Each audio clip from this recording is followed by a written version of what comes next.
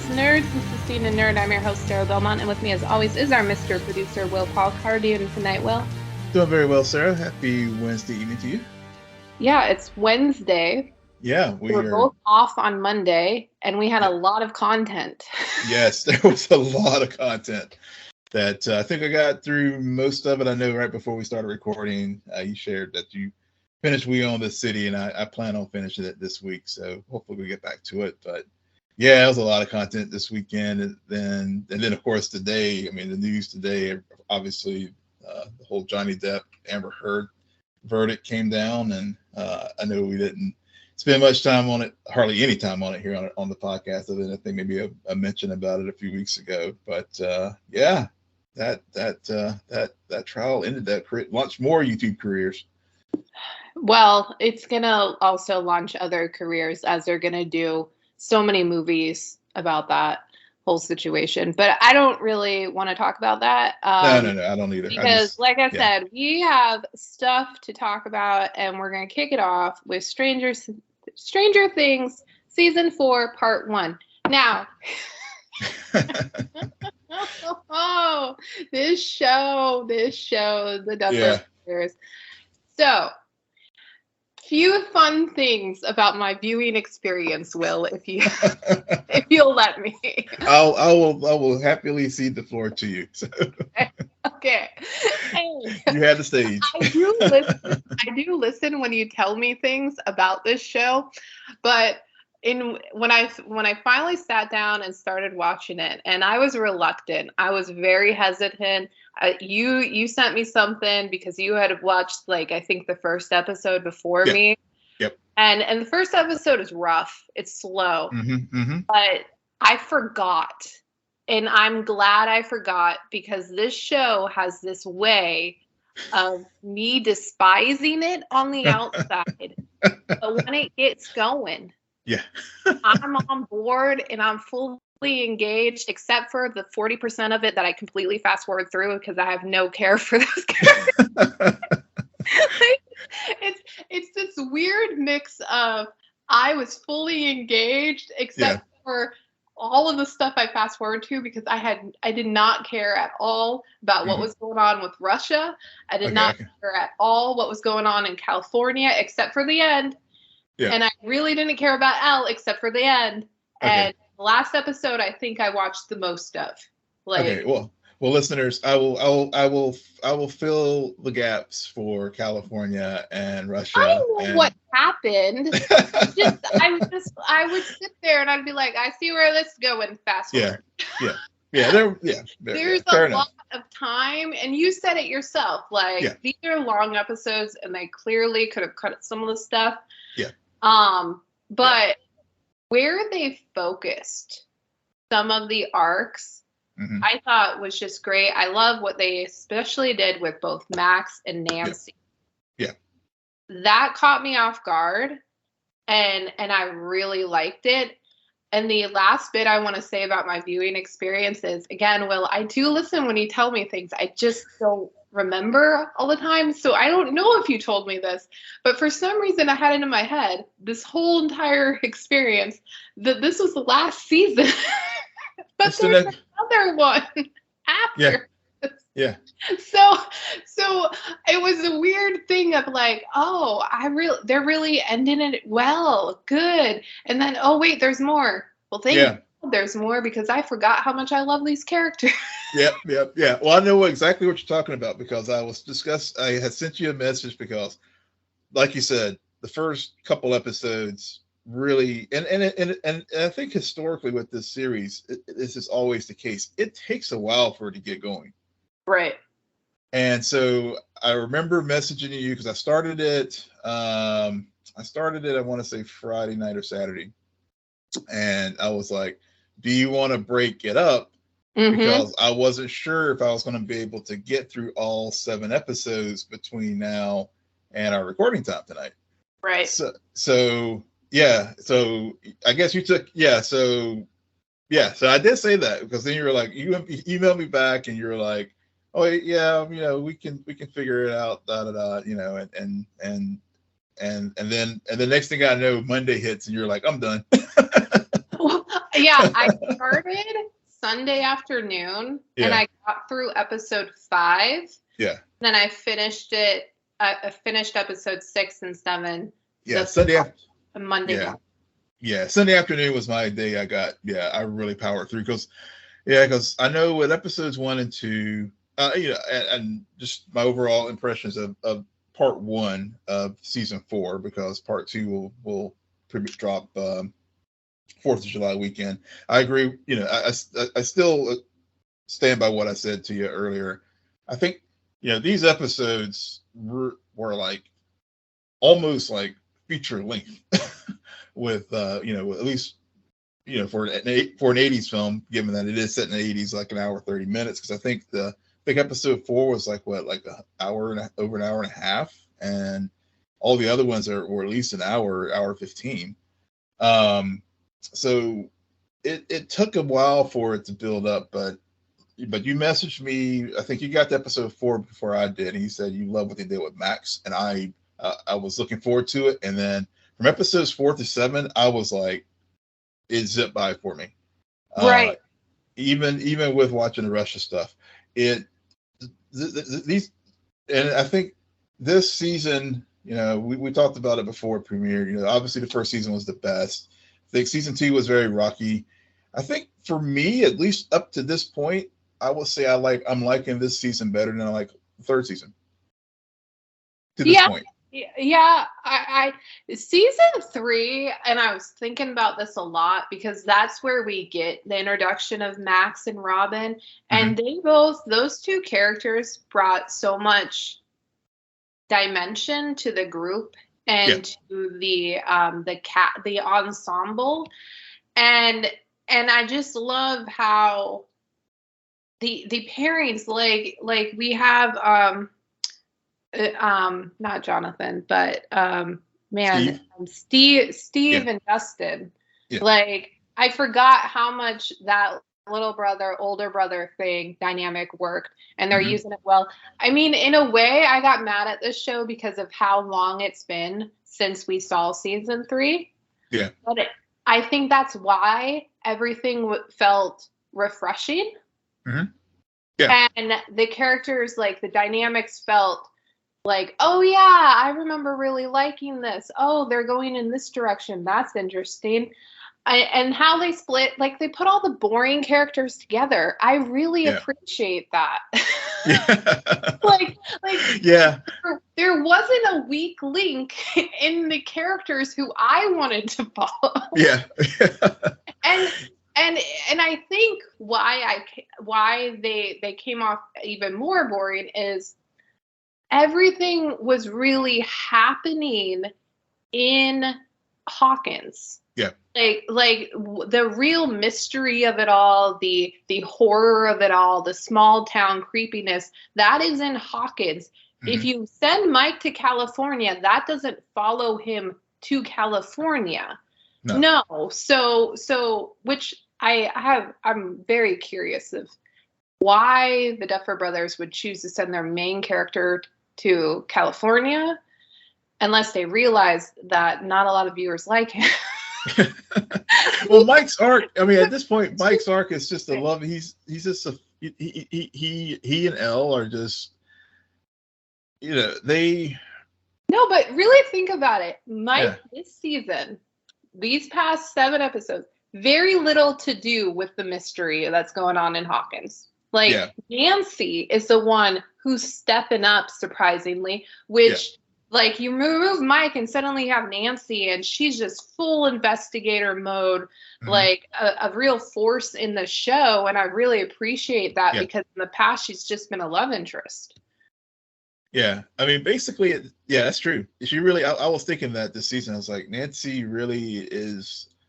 And I know we'll probably get into it more, the Nancy and Steve's rekindling and flirting. Well, she might go for girls by the end of it. I wouldn't be surprised. Yeah.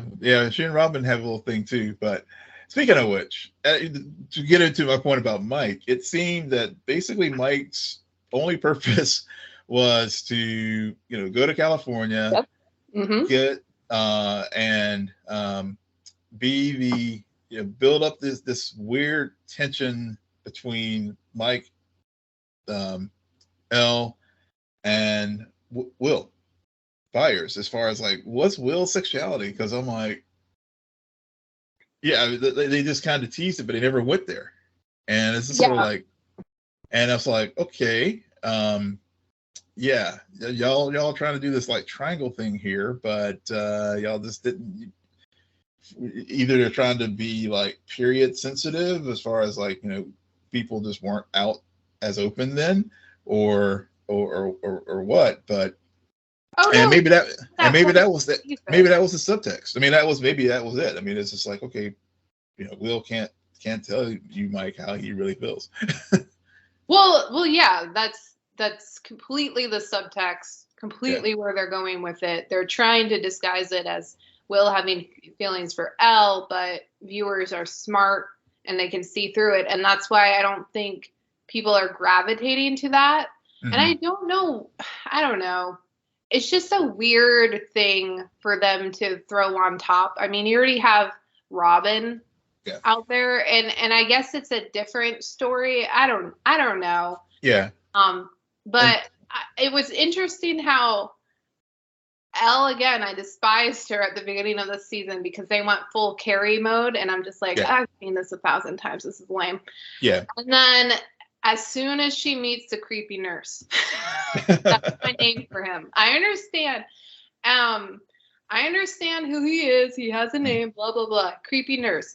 It took me 7 episodes to realize that was Jamie Campbell Bower, who is not a well-known actor, but he has been in a few franchises. And so I think that's interesting that was him. Mm-hmm. The moment he mentioned number 1, though, I was like, I see. I did too. I was like, I see where this is going. He's number 1. I saw it. Yeah, I did too. I was like, you got me hooked. I guess that was around episode 4 or 5, I think, is when they had that reveal. That was 5 or 6. It was. It wasn't. They didn't do it straight away. Like, no. Elle was once they pulled her away from the boys, and don't even get me started on Jonathan. Like, she became much better, even though it was such a complicated thing that I didn't really understand. Like, I'm glad I wasn't paying too close attention to what was going on, because the ending monologue of here is your villain, here is how everything connected, hit me so much more hard, because I was still trying to process what really was going on with Elle, where I'm like, oh, she's in the past, because that's how, okay, so this story is technically a memory. Yeah. Oh, that's how, okay. Yeah. So only because I wasn't paying a close attention. I don't know if it would have had that gravitas had I been like weekly, here's my red string theory over here. No, it probably would, because I did pick up on that thing. I was like, whenever you're right, whenever they separated her from the boys in California, that was when Elle's story really took off.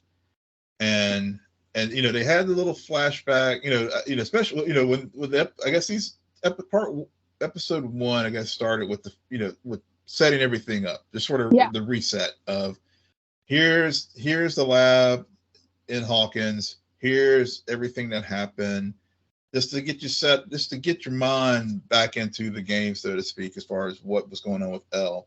And then we go and then we see that they have this life in California. And you're right, Jonathan, I'm not even going to spend any time on it, because really the only thing that really mattered in California was, like you said, Elle had her Carrie experience that basically led the authorities to her so they could pluck her out to get her back to Hawkins, and the note that she wants to be a superhero again. That she sent to Mike. They had to get her back her powers. Yeah.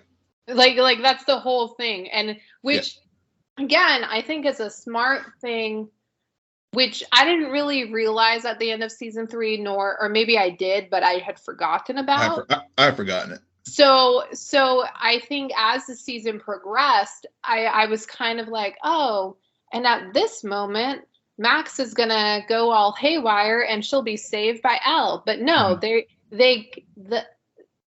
removed the ace, the MacGuffin, from the kids in Hawkins dealing with this stuff, which allowed those characters to be more active.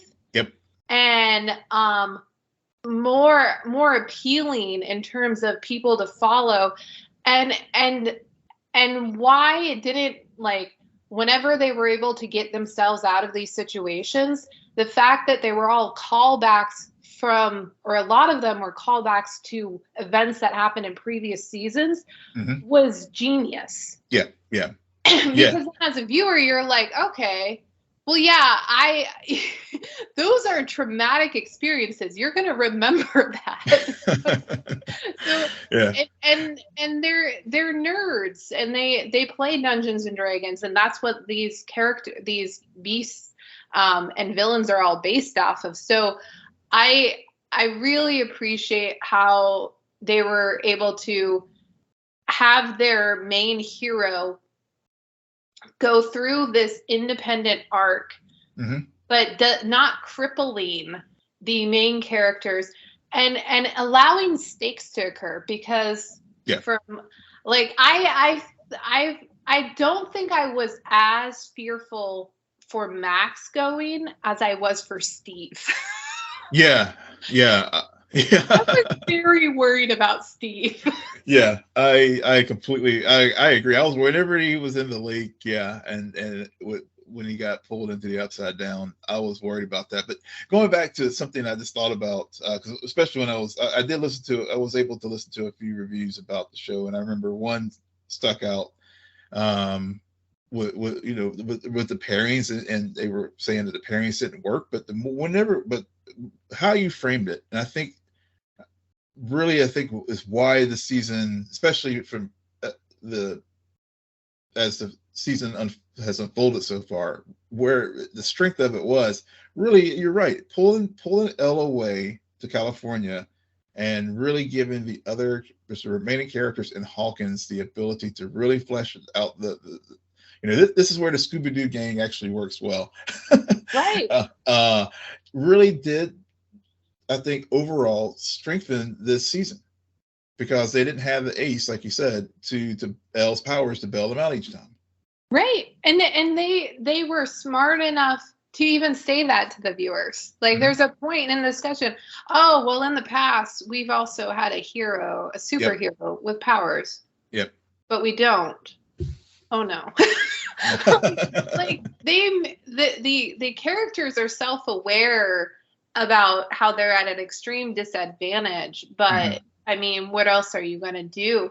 And I totally disagree with whoever said that about the pairings. I think that's what the show did really well. Yeah, it was, they pair the right characters together, because I don't know if we would have that effective of a Scooby-Doo gang if Mike was there, or if Will was there, because Mike is, like, his character from day one has been like, Will, I got to get my friend back. Ooh, there's this pretty girl. I got to help her. Like those three have always been in this weird kind of triangle thing. Yeah. And then the same thing with Nancy, where, like, she was with Steve, and then there's Jonathan, and I like how they created that triangle, they resolved the triangle, they're bringing it back, but also from the sense that, like, these are teenagers. Distance does not make the heart grow fonder. Yeah, exactly. Yeah, because I guess that was, exactly. Distance doesn't. Yeah, and I think that was, and they dealt with that with Jonathan and Surfer Dude, like, talking about going to college and those kind of things, and of course, and then with Nancy and the paper and the little kid, the other reporter kid that got killed by Minka,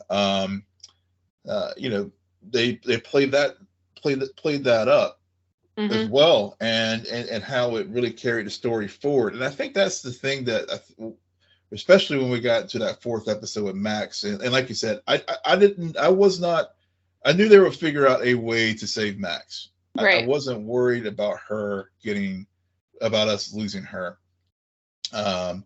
because they that you don't go to that lengths of setting everything up with her, having her see what happened to the cheerleader at the very beginning, and then all the things, breaking off. Gosh, I can't remember. I'm blanking on his name now. Luke, yeah, breaking off Luke. Having Luke be part of, jock versus the nerd, and you don't set all those things up to like kill Max in the 4th episode. Yeah, no, you don't. You could. It'd be very, very sad. Very memorable, but very sad. But I like how, even though that first episode it was rough, looking back on it, you can't remove it, because so many pieces are set up. Yeah. What happens, and so that's where, like, binging a show like this I love to do, is because even the weaker episodes, if it's a good season, by the time you're end with it, you're just like, oh, I could probably rewatch that and find 15 other hints that exactly. Yeah. This is the one place where I think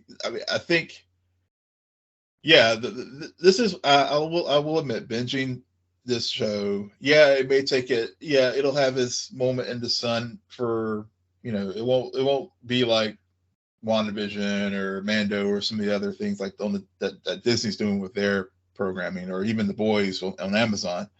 But this Stranger Things does work as a binger because of what you just said. I mean, even though you have to, it's a slog, and to get through some of the setup pieces, but once it hits all, once they get everything, the chessboard set, I mean, it's just like ready, set, go. And that 4th episode, and I think it was titled, was it Billy? Well, I can't recall the title of it, the chapter, but it really set in motion. Yeah. It really, from that point forward, like I said earlier, it really spun things up. Even though they had the detours with the Russia stuff, with the Chief Hopper and all. And I do want to just touch on the Russia things, because I watched it all. I don't know. It just didn't seem as compelling to me. It did seem like it was the weakest link in the story. Yeah, it just seemed or maybe not weak. Maybe not weakest link, but I don't know. It just seemed disjointed from everything else that was going on. And I know for obvious reasons why, but it just, I don't know. It just something about it.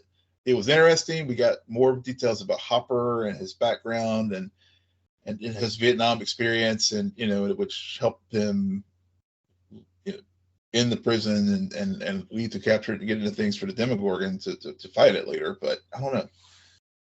Yeah, I just felt like I watched that in Black Widow, that movie that dropped last night. Yeah, I couldn't help but think that too. I've seen this before, so I'm just gonna fast forward. Yeah. And I stopped every now and then. I was like, okay.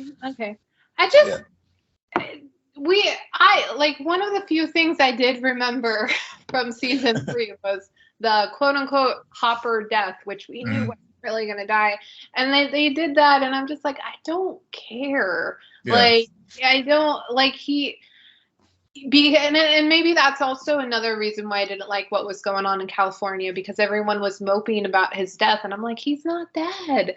Yeah. So when you tell viewers what's really going on like that, you kind of lose interest to people who are holding those torches, because it's like, we know what's really happening, and we get it. Yeah. And also, I think it's also a failure on their part, because they teased it early on that he survived. So I kind of knew what was going on. 1, 2, you're right. I had the exact same thing. I was like, hey, when is the Red Guardian going to show up? Yeah. Because I did think about that. I was just like, oh gosh, yeah. Too soon. Yeah. But Yeah. yeah. So will I watch trailers that come out for Stranger Things? No, because again, I went into this thing very blind, and I'm glad I did. I'm glad I did. So because, and maybe that's why we liked it so much, because we did go into it like begrudgingly, and we're like, oh great, Stranger Things, nosebleeds, gross. But so we just had low expectations, and maybe that's why some people who went into it with higher expectations are picking scrutiny. But overall, I think this is a solid season. I remember really liking season 3. I don't think I hold season 1 that up there. I don't know why. But I think overall this is just a good bingeable show. I'm glad we're getting 2 more episodes, and then I'm also really, really happy we're getting another season. For them to screw it up. And then I don't know. It should have ended with season 4. No, but getting back, I will say that, like, with the way they set this up, and and Vinka, and then also like with Creel, and I love all the Nightmare on Elm Street, but I mean, again, this show does all the things that it hits all the nostalgia beats, and having Robert Englund back as Creel, and how and like you said, that 6th and 7th episode where they tie all the things together with the 7th. And the 7th in particular, with Creel and his father, and El, and the back and forth as far as like the training situations that they were going in the lab, and and where she was in the isolation tank and trying to get her powers back, but then they were like showing her perspective when she was a kid, and the creepy nurse being there, guiding her along, and then once we do get the big reveal, where Vinka / Swamp Thing meets Freddy Krueger, I was like, damn it, okay, July 4th weekend cannot get here fast enough, because I want to see, you leave me like this, and then also like Nancy being trapped in the upside down, and how will she get out, and also she was also in that trance state, if I recall. So I think they ended it great, and I'm looking forward to July 4th. Definitely. All right. So other things that happened this weekend was Star Wars Celebration, and so of course Will put out a bunch of stuff. Yep. And I'll have to read. You put on a video game. I added a video game. We can strike the Jedi. It's just the Jedi. It's Jedi Star Wars Jedi Survivor. It's just up to Fallen Order, but so there's that. But everything is, as we've seen with these shows now, everything is interconnected. So, but anyway. I mean, well, of course. And then Ahsoka teased characters from Star Wars Rebels. Which when I saw that news, I have to, and just given that I just finished watching Rebels, and super stoked about that, just to see Chopper, and as well, I don't know if Ezra Bridger will show up, but definitely, we know Sabine, Wren, Chopper, Hera will definitely be there. Of course, the Ghost, actually, which is their ship in Rebels, did appear in Rogue One. So this is not the first time they've appeared in live action, but they will definitely be a part of Ahsoka, which be set during the time period of Mandalorian and Book of Boba Fett. So. And Grogu, so he obviously will come to steal the show. Speaking about Grogu and Mandalorian, season 3 is set to premiere February 2023. Yep. Bo-Katan will be back. A lot of sand. Yep. Maybe Star not this Wars. Time. Maybe actually this time I think they'll probably spend more time on Mandalore. What? I said I'm thinking they will spend more time in season 3 on Mandalore, because Bo-Katan will be back. You still have the whole dark saber that issues and who's the rightful heir to the throne of Mandalore, because that was all set up in Mandalorian 2.5, also known as Book of Boba Fett. Will, you do not want to make a bet with me about how much sand will appear in Mandalorian season 3. Have you watched a Star Wars show yet? Like, oh yeah, we'll spend some time. Always. Yeah, there's always yeah, there will be some time on Tatooine for sure. But. Yeah. Don't make a bet about that. You'll lose bad. Star Wars Skeleton Crew will be directed by John Watts and will star Jude Law. I did see that. Interesting. Yep. Star Wars Bad Batch Season 2 will premiere in the fall of this year. Tales of the Jedi, an animated anthology series, will see the return of Qui-Gon Jinn, Count Dooku, and others. Yep. Because fans continue to ask to be removed, like to get stories in this universe that are not related to the stories we've already known, and yet that's all they give us. But I think these, I think, well, we got teased with Qui-Gon, which we'll get to that when we get to to Obi-Wan. But yeah, I mean, Tales of the Jedi looks, it's a full slate of stuff, Star Wars stuff, and then of course there are a few other things that Celebration dropped this weekend as far as Indiana Jones. I think will be premiering. Was it summer next summer? I think as well, and a couple other and Willow on Disney Plus, I believe, is also going to have a follow up as well. So yeah, it was a lot of content this weekend to keep track of. Yeah, definitely. And as Will just teased, we are going to talk about the first 3 episodes of Obi-Wan Kenobi. Yeah.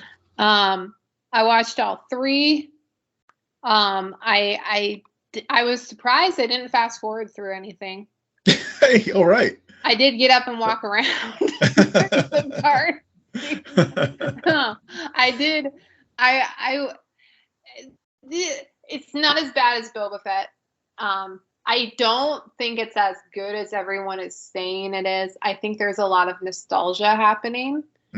I think there's a lot of people, like, this show so far hasn't done anything to disgrace the mythology or the lore that we all people are aware of and have already written their fan fiction about. Yeah. So and they haven't made any missteps. They've actually done things that I think a lot of viewers were surprised by. Like I think a lot of people were surprised by how much Leia Obi action there is. Yeah. For some reason, like, but it makes sense because Luke didn't know Obi, right, theoretically. So I like that. I do think it's funny though how people are going on and on about this series, and it just reminds me, like, the newer stories gets all the criticism, and people are like, we don't want the Skywalker stuff anymore, and yet here's a series and we have Skywalker all over the place. It's all over the place, exactly. And people love it. Like This is why the heads of Lucasfilm are just like, here's nostalgia because you guys do love it when it works. It works. And this one, it's good. I don't think it's phenomenal, but it's good. Yeah, I'm really enjoying this. I did not realize, if I did know Leia was going to be in it, I maybe I have forgotten it because I really stayed away from too many, like, I know we've talked about it some here, but we didn't really like say, so and so is returning their cast in Obi-Wan, blah blah blah. I mean, in all the trailers, I think I watched the first one and then didn't watch a single one after. Right. So I went into this series knowing that it was set 10 years after Revenge of the Sith. I knew it was, before Rebels. And so, so I went in knowing about the Inquisitors and stuff, just because I did go back and like catch up on all the animated series. So it definitely lands. I think it definitely lands different for you. If I had not like done my fill in my Star Wars gap, I think the series would hit differently for me. Where it was like, oh, this is good, but now that I now that I've filled in that Star Wars gap, a lot of these story elements that in there, like with the Inquisitors and Reva, and you know what I love. One thing I did really think they did a phenomenal job of doing with the first episode was basically, speaking of the Star Wars and the Skywalker saga, they did the best job of like capturing all the important moments of the prequel trilogy, and to really set this series up just to get, maybe you haven't watched the movies in a long time, so you just need to remember all the key points. What about Reva? What were you going to say about Reva? Yeah, but Reva gets to it, and getting that, the reason why I brought up the first the recap was It really set up Reva's story, because they get us to Order 66, and then we go into the Jedi Temple and we see Reva as one of the younglings when Vader went into the temple, attacked the temple. Well, It wasn't Vader at the time; it was Anakin. Well, it was Anakin, but yeah. And I didn't have my gaps filled, people. I didn't have my gaps filled. Yeah, but also just but when they are on Tatooine and you see the fifth brother and stuff, I mean, those are characters that show up, and the Inquisitor and a Grand Inquisitor does show up in Star Wars Rebels, and the fifth. Yeah, so I like everything they're doing with the Inquisitors and Reva. I have heard about the Inquisitors without watching Rebels, because I listen to people like you who have watched Rebels and talk about Inquisitors. Yeah. And so I kind of understood what was going on with them. I didn't know about Reva before this series. I have enjoyed her character. I know that there's been some criticism about her, but I think overall, I think she's a badass. And I think she's a badass too. Yeah. I think she's playing it well. Mm-hmm.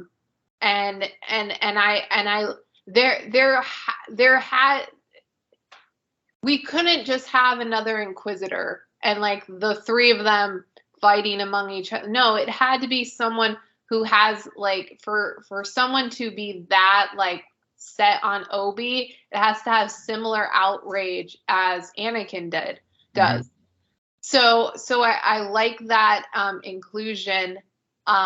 Where I'm like, it's good, but it's not phenomenal. It's just because, and maybe it's because I listen to people like you and others who have speculated a lot about what an Obi-Wan a show would be or movie would be like. And so a lot of it's coming true, and I'm just like, oh.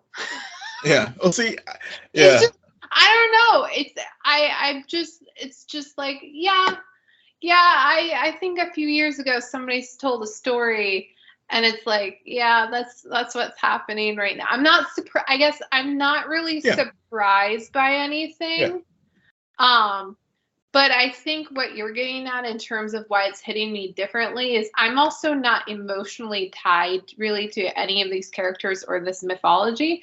And so for me, when Leia asks, "Are you my dad?" and Obi has to say no, I like, there was no emotional punch, but I know a lot of diehard Star Wars fans, like, that hit them hard. It did, yeah. Sure, yeah. I think, and I think that's where, I think, like, for me, I'm not like these folks who like get all their little fan theories or fan stories. Like, you say that for Star Trek. I say that for I didn't even Star Trek. I don't do that. I take the story as it comes. I don't like, just because, did I have like my, concepts of like how this period between, Revenge of the Sith and A New Hope played out. Yeah. But I did. But just because what I thought was going to happen versus how it's been presented, I'm loving this series. I'm just going to be honest. I mean, I think it is hitting, I think like you said, the story that they're having, and I know some people are criticizing, like, well, we've seen the child and Mando, that we're seeing these same tropes again and stuff. Fine, yeah. It's different. But it's different, yeah. And because yeah. the little actress who's playing Leia, she's really capturing Leia's spirit, and we never really did, we've always got the story from Luke's perspective, and and seeing the juxtaposition of Luke's existence on Tatooine and his uncle, staying with them, and Obi and Ben Kenobi, having his self-flagellating, like, I must stay on Tatooine to protect the boy, and then and Bail Organa calling him out. It's like, no, whenever we did this 10 years ago, we are protecting these kids from their father. And so I'm calling you now to go do this. But then see Leia on Alderaan and seeing how she grew up and all her intuitions and the attitude and stuff. It's just that the kid perfectly channels all that stuff. So yeah, so you're right. It is hitting all the emotional beats for me as a fan, and I think, yes, there is a nostalgia there and all that, but at the same time, it's a really well executed story. And I think the thing is, they have a story to tell, and they're, other than the silly CW chase in the woods, overall the series has hit things just right for me. Yeah, I think I was getting super Wonder Woman vibes when we were first introduced to Leia, because there's all of those flashbacks in the Wonder Woman movies. Mm-hmm. And this kid definitely does borderline on overly pretentious and a little bit annoying to sweet, and you feel bad for her.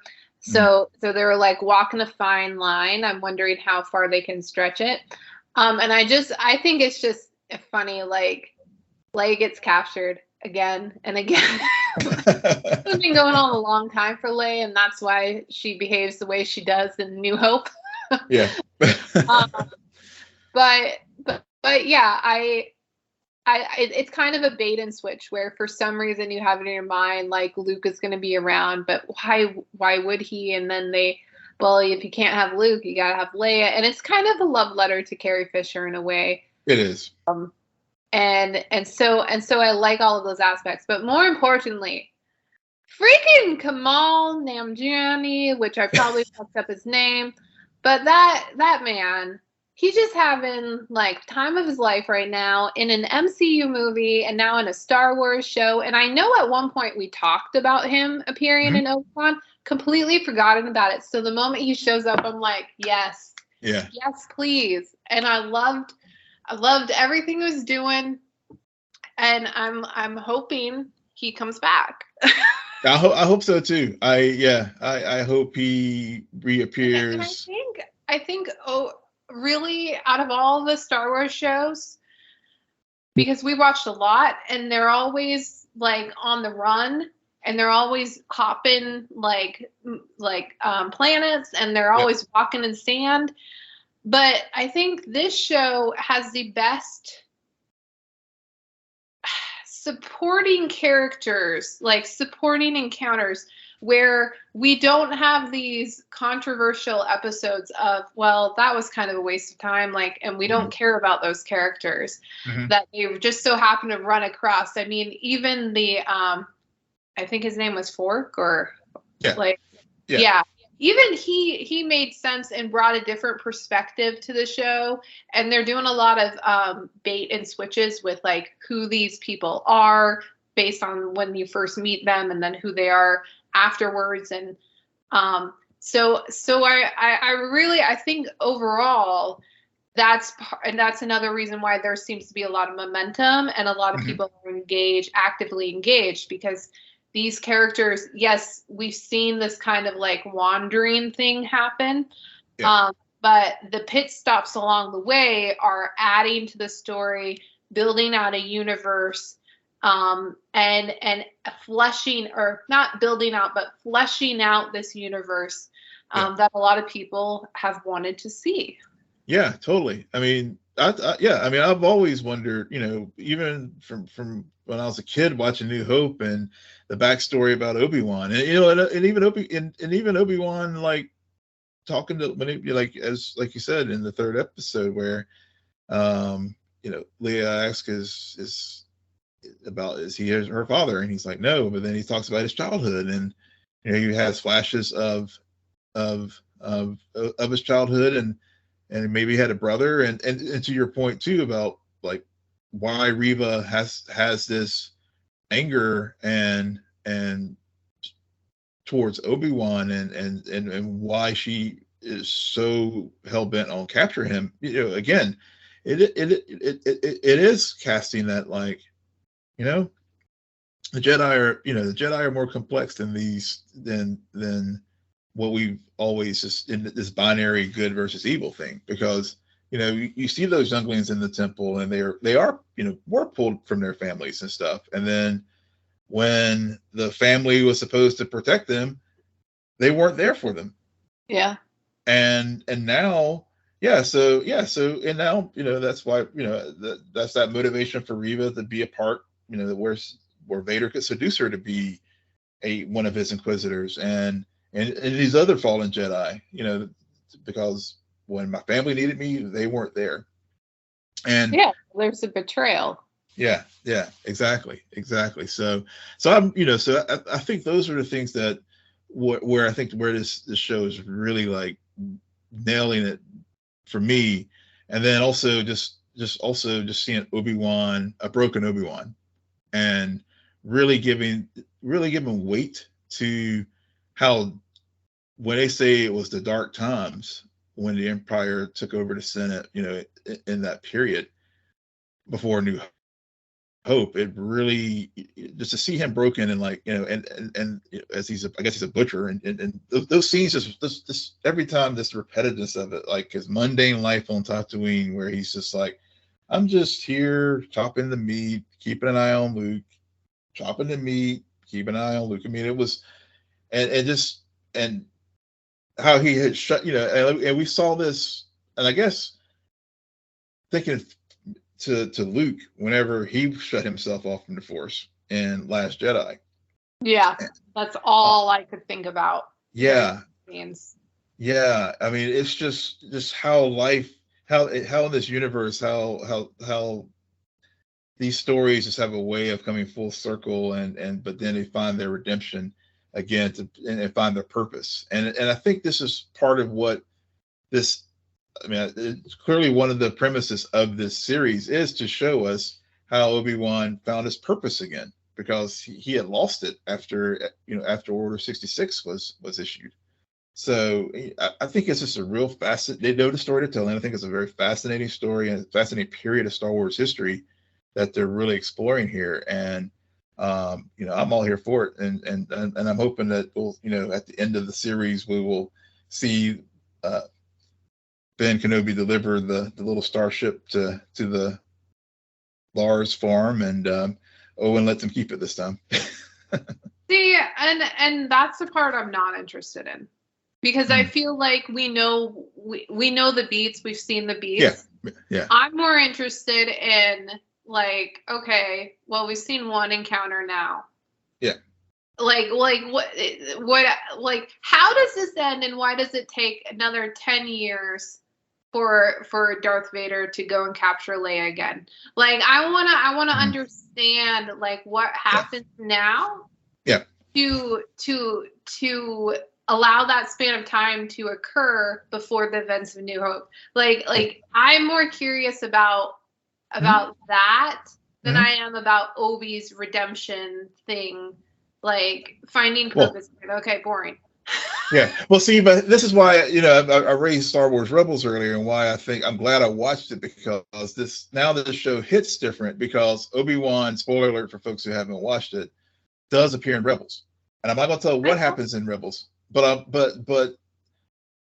this story, like, we now that we're going on this journey as far as his redemption, and when we see him again in Rebels, it all, as I said, everything is landing differently for me now. Then, because because prior to watching Rebels, I didn't know that Obi-Wan showed up in that series.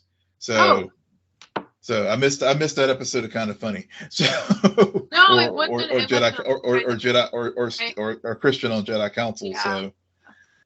So I miss those. So I mean, having experienced that series and seeing it and watching it now, watching Obi-Wan now, I just feel at least as a Star Wars fan, it's landing differently for me as a diehard fan of this franchise than it did prior to watching it, those animated shows, and also just obviously now that Filoni is going to just mine these shows for like all the live action content. So all right, yeah, so that's but that's all I have to say, at least for the first 3 episodes. I mean, I'm looking forward to what happens after Obi-Wan gets out, and Vader meet up again. I mean, I know they tease the lightsaber battle. I don't know. I wonder if this is D1 or is this going to be another one? I think I'm pretty sure that there's going to be at least one more. Yeah. I can't imagine them having that in the 3rd episode and not encountering again, because it was very well done. Mm-hmm. There were some like funny, like I hate fighting in the dark. Like my TV does not work well, especially in the summer with the sun. So I don't want any more night fights. I know that there's going to be, because lightsabers are cool in the dark, but still. Yeah. Or it could be. It could be the fight though, because it could be that. Well, there's a line in A New Hope. I'm sorry. Okay, I will hush. We got next week to talk about it. So. What? I was going to wrap it up. Oh no, I was just saying I will hush about Obi-Wan right now, because we'll have next week to talk about. We got 3 weeks to talk about Obi-Wan. He ain't going anywhere. Exactly. At least for another. That's it. Yeah, at least for another 3 weeks, right? Yeah, she's going to be captured 3 more times, and then she'll win. So on that note, Will, why don't you tell our listeners where they can find you? Yes, you can find me you can find me at Will and Polk. Go watch Top Gun Maverick. Love that film. If it is as hyped up as it is everybody is saying. Go check it out. But you can find me on Twitter at Will and Polk, WILLMPOLK. And you can find me on Twitter at SJ Belmont, SJBELMONT. Please follow our crew on Twitter at CNN Nerd. Friend us on Facebook, follow us on Instagram, and visit our website, www.cnnerdpodcast.com. But most importantly, rate, follow, and comment on Apple Podcasts, Spotify, YouTube, Google Podcasts, or wherever you get your podcasts. Good night, Geek Out. You're welcome.